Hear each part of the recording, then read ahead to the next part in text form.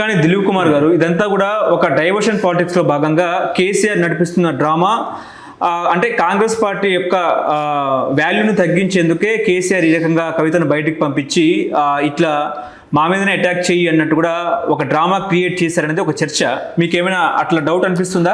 నేను అనుకోవడం ఆయన క్యారెక్టర్ లేదు. కొడుకైనా కూతురైనా నువ్వైనా అంతా సమానం. తీసవతల వారిస్తాడు తనకి ఇష్టం లేకపోతే. ఇష్టం ఉంది అనుకో, కూతురు కొడుకు పక్క పెట్టి నిన్ను లేపుతాడు. అది ఆయన క్యారెక్టర్. ఇప్పుడు ఢిల్లీలో నాకు నెంబర్ 2 ప్రాధాన్యత, హరీష్ నెంబర్ 3 అయిపోయాడు. ఆ రోజుల్లో హరీష్ సమానుడు కాదు కదా, ఆయన కూడా పక్క పెట్టాడు. ఎందుకంటే అక్కడ ఢిల్లీలో ఆ వాతావరణం వేరు, అది నార్త్ పాలిటిక్స్. నేను సూట్ అయ్యా, హరీష్ ఇక్కడ టీఆర్ఎస్ పార్టీ చూసుకోవాల్సినటువంటి అవసరం ఉండేది. ఆయనకు ఆ బాధ్యత అయిపోయి నాకేమో ఆఫీస్ అయిపోయాడు. ఆయన అప్పుడు లేపాడు బాగా. మళ్ళీ మాకు వైరుధ్యం వచ్చి నేను బయటికి పోయేంత వరకు ఆ బయటికి పోయినా కేర్ కూడా చేయలేదు. ఒక్కనాడు నా దగ్గరికి కూడా వచ్చిన వాళ్ళు లేడు, నన్ను అమ్మని లేడు, నాకు ఫోన్ చేసింది కూడా లేదు. వదిలేసాడు ఆయన టోటల్గా. అంత లాయల్ ట్రస్టెడ్ లెఫ్టినెంట్గా ఉన్న నన్ను కూడా, అంత సర్వీస్ చేసిన నన్ను కేవలం ఇట్లా తీసవతల వారేసాడు ఆయన. అదే పద్ధతిలో విజయరామన్ తీసాడు, ఎప్పుడు వేసాడు. టాప్ లీడర్ ఆయన. రెహమాన్ తీసేసాడు. రెహమాన్ అయితే ఇళ్లలో వంట కూడా చేసుకుని వచ్చి రాత్రిపూట ఆయనకు వడ్డనే చేసేవాడు. ఆయనకి ఇష్టమైన డిషెస్ పట్టుకొచ్చేవాడు ఆయన. అంత సర్వీస్ చేశాడు ఆయన, మామూలు సర్వీస్ కాదు. అంటే ఆయన ఎక్కడికి పోతే అక్కడికి రెహమానే డ్రైవర్. మీకు జ్ఞాపకుంటే తెలంగాణ ఉద్యమంలో 5-6 ఏళ్ళు రెహమాన్ డ్రైవర్. డ్రైవర్ ఇవద కుక్ ఇవద ఎవ్రీథింగ్, పర్సనల్ అసిస్టెంట్. అట్లాంటి రెహమాన్ కేర్ కూడా చేయాలి. వెళ్ళిపోతే పోయాడు అంతే. ఆ పద్ధతిలో కూతురు కానీ కొడుకు కానీ ఎప్పటివరకు తన ఎంబడి ఉంటే అప్పటివరకే ఆయన దానికి ఇంపార్టెన్స్ చేయడం జరిగితే కేర్ చేయడాడు. కాబట్టి నాకు తెలిసి నీకు ఎగ్జాంపుల్లా చెప్పు, విజయరామారావు, చంద్రశేఖరరావు, జిటా బాలకృష్ణ, దిలీప్ కుమార్, ఆయన ఎవరు, రాములు నాయక్, మిగిలిన వాళ్ళ రాజకీయ భవిష్యత్తు ఖతమైపోయింది, ఇంక్లూడింగ్ మై సెల్ఫ్. నేను 2 times ఎమ్మెల్సీ ఉన్న తర్వాత ఆయనతో విభేదించినాక నాకు అవకాశమే రాలేదు ఏ పార్టీలో కూడా. ఆ పద్ధతిలో నాకు తెలిసి కవిత పరిస్థితి కూడా అంతే. ఆయన కేర్ చేయడు. కానీ కవితకు కాస్తో కూస్తో సంస్థల నిర్మాణం ఉంది. ఆయన కూతురుగా ప్రజల్లో గుర్తింపు ఉంది. ప్రత్యేకంగా నువ్వు నేను పోయి కొత్త పార్టీ పెడితే మనం పేరు చెప్పుకోవాలి, మన ఉనికి చెప్పుకోవాలి. వాళ్ళకి అవసరం లేదు. ఆల్రెడీ ఎస్టాబ్లిష్ ఐడెంటిటీ ఉంది, లెగసీ ఉంది అనుకో. లెగసీ ఉంది, డెఫినెట్లీ లెగసీ ఉంది. అది ఎంతవరకు పనికి వస్తుంది అనేది కాలం నిర్ణయిస్తుంది. బట్ నా ఉద్దేశంలో అమ్మాయి పార్టీ పెడితే కాస్త కూస్త యాక్సెప్ట్ వస్తుంది కదా. ఎవరు పార్టీ పెట్టినా షర్మిల వచ్చి ఇక్కడ పార్టీ పెట్టిద్దాం మనందరం అనుకున్నాం. ఇది నీకు ఏం సంబంధం తెలంగాణ పార్టీతో. ఆమె పడి కూడా 100 మంది కార్యకర్తలు తిరిగారు. మన ఏ పురుషోమన లాంటి వాడు, అంత గొప్ప తెలంగాణ పాటలు పాడిన వాడు కూడా ఆయన ఆడపోయి పాటలు పాడబట్టే మనం ఎక్స్పెక్ట్ చేసాము. సో వాళ్ళని కూడా ఆమె తర్వాత టక్కర మనం అనుకున్నట్టుగా ఎత్తేసింది. మళ్ళీ ఆంధ్రప్రదేశ్కి వెళ్ళిపోయింది, అక్కడ పార్టీ పెట్టుకుంది. కానీ కవితకు షర్మిలకు మధ్య వ్యత్యాసం చూడొచ్చు అంటారా? ఇక వ్యత్యాసం అంటే ఈమె తెలంగాణ పిల్ల కదా, ఆమె ఆంధ్ర పిల్లనే. ఇద్దరి డెఫినెట్లీ తేలా ఉంది కదా. కేసీఆర్ కూతురు. కానీ ఉద్యమకాలంలో తనకు కూడా వాటా ఉంది. నేను సగం భాగం 8 years వరకు అమ్మాయి లేదన్నా కూడా రిమైనింగ్ 6 years అవుతుంది కదా. ఓకే, ఏదో ఒక ఫామ్లో పోరాట రూపం. కానీ ఆమె కూడా ఒక మాజీ ముఖ్యమంత్రి కూతురు, ఈమె కూడా ఒక మాజీ ముఖ్యమంత్రి కూతురే. ఆ ముఖ్యమంత్రి ఏమో తెలంగాణ వ్యతిరేకి, ఆ అమ్మాయి ఆంధ్ర మూలాలు. ఇక్కడ అసలు పార్టీ పెట్టడం మీనింగే లేదు. మనందరం ఇప్పుడు ఆశ్చర్యపోయినాం, ఏంటి అమ్మాయి ఇక్కడే ఇది, ఇక్కడ తెలంగాణ, నేను తెలంగాణ కూడలు ఉంది, నువ్వు కాదనలేవు, నీ కాదని నేను ప్రజలు యాక్సెప్ట్ చేస్తారు. అంటే కొంతమంది ఓ సెక్షన్ ఆఫ్ పీపుల్ తిరిగారు కదా. అంతకంటే ఎక్కువ ఆధారణ ఉందంటున్నాయి.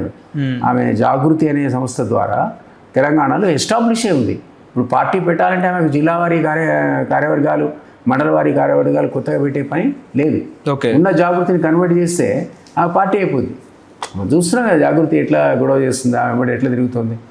కొంత ఎస్టాబ్లిష్డ్. ఈరోజు ఆమె డిక్లేర్ చేసి రేపొద్దు నుంచి కార్యకర్తలు ఎత్తుకునే పని లేదా.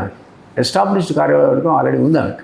సో దానివల్ల కొంత అడ్వాంటేజ్ ఉంది ఆ అమ్మాయికి. అది ఎంతవరకు పబ్లిక్ యాక్సెప్ట్ చేస్తారో మీరు అన్నట్టు, ఆ వ్యాక్యూమ్ ఏ పార్టీ వ్యాక్యూమ్, అది రేపొద్దున అంతా కలిసి ఓట్ల కింద కన్వర్ట్ అయ్యేదో రాదు మనం ఇప్పుడే చెప్పడం చాలా కష్టం. ఓకే, కపిలవాయి దిలీప్ కుమార్ గారు, ఇప్పుడు ముఖ్యంగా మీరు తెలంగాణ ఉద్యమకారులు కాబట్టి కవిత ఎవరి వదిన బాణం అంటారు? రేవంత్ రెడ్డి కవిత వెనకాల ఉన్నారనేది ఒక చర్చ. ఇప్పుడు ఆయన క్లారిటీ ఇచ్చారు, కానీ కవిత గారు రేపు మాపు కాంగ్రెస్ పార్టీలోకి వెళ్తారు, ఆమెకు ఒక మినిస్టర్ పదవి ఇస్తారనేది కూడా ఇంకో చర్చ నడుస్తూ ఉంది. కవిత వెనుక రేవంత్ రెడ్డి ఉండొచ్చని భావించవచ్చా? నాకు తెలియదు. ఇప్పుడు తీర్మానం వలన ఏదో స్టేట్మెంట్స్, నిన్న మొన్న కంపెనీల పేర్లు, అందులో కవిత పార్ట్నరు, రేవంత్ పార్ట్నర్, ఎప్పుడో 2012 ఆయన కాంగ్రెస్ ప్రెసిడెంట్ కానప్పటికీ చూపిస్తున్నాడు. చూపించి అందులో ఉన్న ఇంకో పార్ట్నర్కు నిన్న మొన్న రేవంత్ రెడ్డి పెద్ద కాంట్రాక్ట్ అప్పచెప్పాడని ఆయన కంపెనీ ప్రొఫైల్ చూపిస్తున్నాడు, మనకేం తెలుస్తుంది? నేను ఆ పార్టీ కూడా స్టడీ చేయలే. ఓకే. బట్ డెఫినెట్లీ నాకు తెలిసి ఇప్పుడు సీఎం ఉన్న పరిస్థితిలో రేవంత్ రెడ్డి ఒక పొజిషన్కి వచ్చాడు, అతను ఆమె బట్టి ఉంటాడని అయితే అనుకోను. అది న్యాచురల్గా వస్తున్నటువంటి ఫినామినా. ఓ క్రమంలో డెవలప్మెంట్స్ జరుగుతున్నాయి ఆ పార్టీ.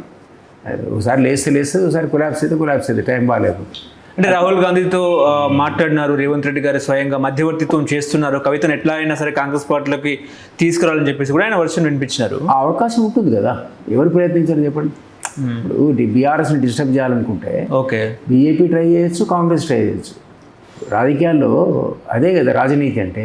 ఇప్పుడు కేసీఆర్ ఆ రాజనీతిని ప్రదర్శించాడు కదా, అధికారులకు వచ్చి 62, 63 సీట్లు వచ్చినప్పుడు అవసరం లేకుండా కాంగ్రెస్ వెంబడిపడి టీడీపీ వెంబడి కొలాబ్ చేసాడు, వాడిని తీసేసుకున్నాడు.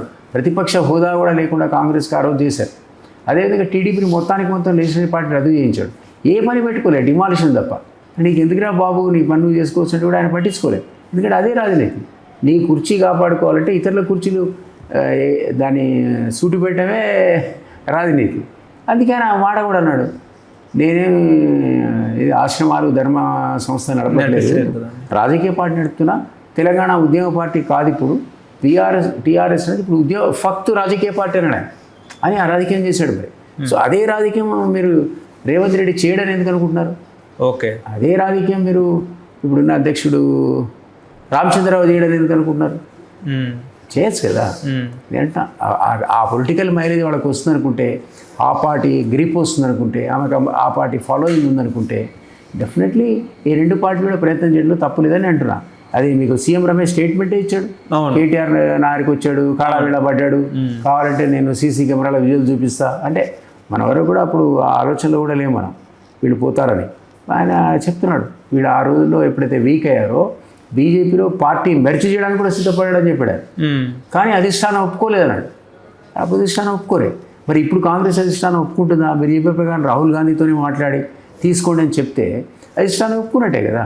సో అవకాశం ఉంటుంది అంటున్నానే. ఓకే, పాలిటిక్స్లో ఏది కూడా రూల్ అవుట్ చేయలేదు. కానీ నాకున్న ఈ అంచనా దాన్ని బట్టి మాత్రం ఆ అమ్మాయి ఒక పార్టీ పెడుతుందని అనుకుంటున్నాను. ఓకే, కానీ ఆమె మీద లిక్కర్ స్కామ్ ఒక అభియోగం ఉంది కాబట్టి, ఆమె జైల్లో ఉండి వచ్చింది కాబట్టి బీజేపీ ఏమైనా ఆడిస్తున్న డ్రామాగా భావించవచ్చా? రేపు మాకు బీజేపీలోకి వెళ్తే తన కేసులోని మాఫీ అయ్యే అవకాశం కూడా లేకపోలేదంటారా? ఉన్నాయి కదా, మనం సీఎం రమేష్ ఉన్నాడు, సుజనా చౌదరి ఉన్నాడు, అంతకుముందు సిబిఐ ఎప్పుడు చూడ ఆయన అరెస్ట్ చేస్తారా? ఇదా rides, ED rides, IT rides, ఈ మధ్య ఏమైనా విన్నారా మీరు? సీఎం రమేష్ మీద సీఎం మళ్ళీ ఏమైనా సుజనా చౌదరి మీద ఈడీ కానీ ఐటీ కానీ సిబిఐ రైడ్ లేదు ఉన్నాయా? లేవు కదా. అంటే ఆ టైప్ ఆఫ్ అడ్వాంటేజ్ తనకు ఉంది అనుకుంటే కవిత కూడా పోవడానికి మీరు ఎట తప్పడతారంటున్నాను.